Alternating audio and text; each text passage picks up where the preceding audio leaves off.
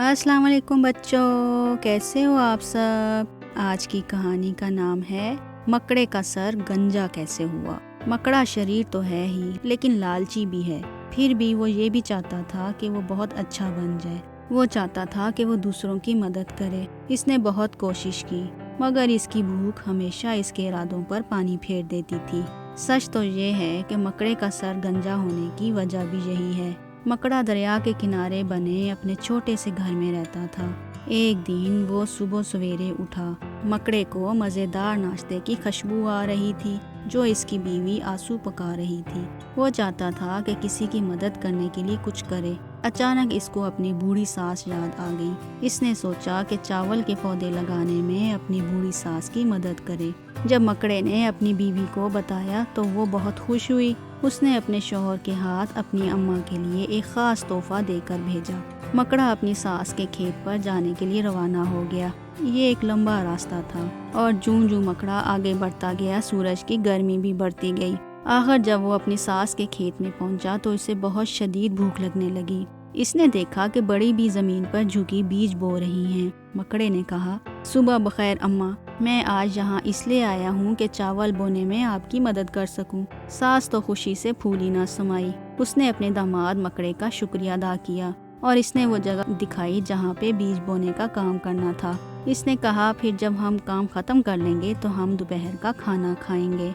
मेरे बच्चे, मुझे पता है कि तुम लोबिये के कितने शौकीन हो, इसलिए बेटे मैं तुम्हारे लिए सबसे अच्छे बीज पकाऊंगी। फिर इसने एक बड़ा सा खाना पकाने का बर्तन निकाला और इसको लोबिये के बीजों, प्याज, काले मिर्च, टमाटर और गोश्त से भर दिया। बावर्ची खाना इस जगह से कुछ ज़्यादा दूर नहीं था जहाँ मकड़ा काम कर रहा था। उसने चूल्हे पर पतीला चढ़ा दिया। इसके बाद वो खेत के दूसरे हिस्से पर काम करने के लिए चली गई। काफ़ी देर तक तो हर चीज़ ठीक ठाक थी। मकड़ा खेत के एक हिस्से पर काम करता रहा और इसकी सास दूसरे हिस्से पर। थोड़ी देर बाद चूल्हे पर चढ़े पतीले में से बहुत उम्दा खुशबू आने लगी। लोबिये के बीज जितना ज़्यादा पकते रहे इतनी ही ज़्यादा इनसे खुशबू निकलती रही। खूब ही मसालेदार खुशबू पतीले से निकलकर मकड़े की नाक में जाने लगी। मकड़े ने बहुत कोशिश की कि इसका ध्यान इस खुशबू की तरफ ना जाए।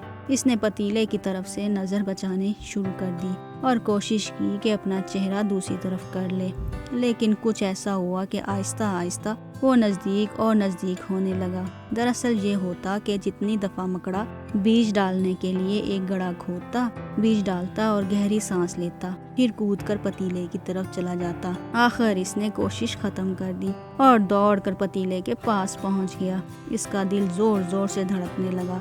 इसने चारों जानब नज़र दौड़ाई कि कहीं कोई इसे देख न ले। फिर इसने अपनी टोपी उतारी और एक लंबे से चमचे से थोड़े से बीज निकालकर खा लिए। बीज तो बहुत ही मज़ेदार थे।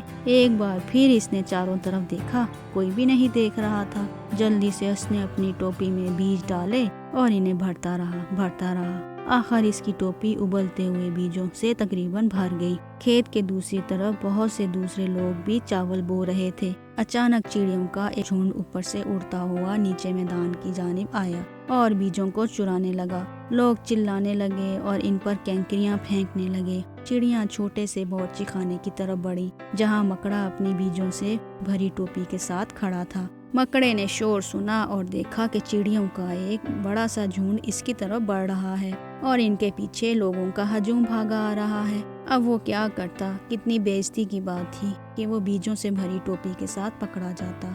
अब ना इसके पास वक्त था कि बीज छुपा सके और ना भागने की मोहलत थी। झट मकड़े ने अपनी टोपी अपने सर पर रख ली। गरम गरम बीज इसके सर को जलाने लगे। मकड़ा अपने सर को हिलाने लगा। कभी वो ऊपर नीचे उछलने लगता और गोल दायरे में दौड़ने लगता। इस अरसे में इसका सर गरम से गरम तर होता गया। वो जितनी तेजी से अपना सर हिलाता उतना ही और नाचने और जोर जोर से दौड़ने लगता। ये देखकर लोग बहुत हैरान हुए। उन्होंने पूछा, आखिर क्या बात है। मकड़ा चीख कर बोला, ये सर हिलाने वाला नाच है। मुझे अपने अब्बा के गांव जाना होगा क्योंकि ये सर हिलाने वाला त्योहार का वक्त है। मकड़े का सर और जोर जोर से घूमने लगा। वो क्या है, लोगों ने पूछा, क्योंकि उन्होंने इससे पहले कभी सर हिलाने वाला त्योहार के बारे में नहीं सुना था।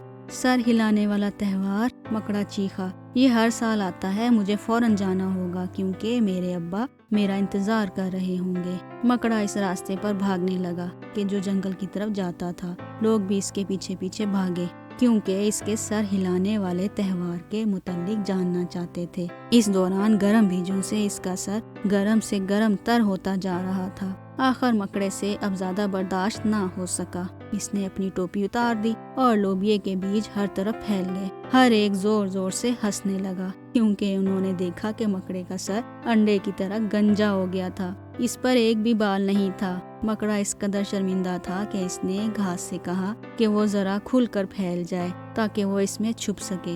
گھاس کو مکڑے پر رحم آ گیا اور اس نے پھیل کر مکڑے کو چھپا لیا۔ یہی وجہ ہے کہ مکڑا اب بھی گھاس کے اندر چلنا پسند کرتا ہے اور آج بھی وہ گنجا ہے۔ تو بچوں، کیسی لگی یہ کہانی؟ مزے کی تھی نا؟ پھر ملیں گے ایک نئی کہانی کے ساتھ۔ اللہ حافظ۔